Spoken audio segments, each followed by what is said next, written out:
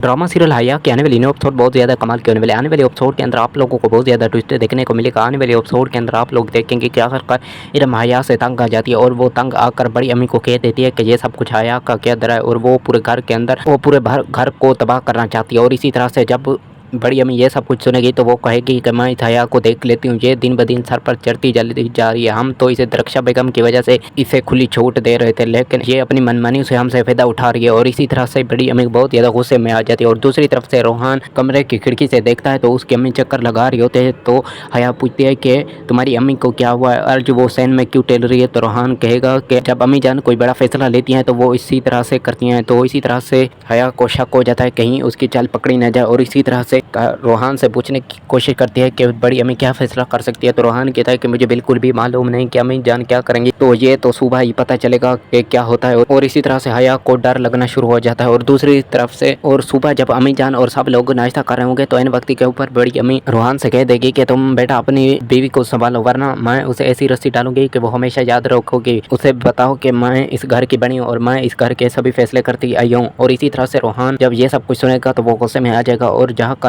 हया को थप्पड़ मार कर कहेगा कि अगर आज के बाद तुमने ऐसा वैसा कोई काम किया तो मैं तुम्हें नहीं छोड़ूंगा। और इसी तरह से हया और रोहान के आपस में लड़ाई हो जाएगी। ये सब आपको ड्रामा सीरियल हया के आने वाली न्यू एपिसोड में मालूम होगा।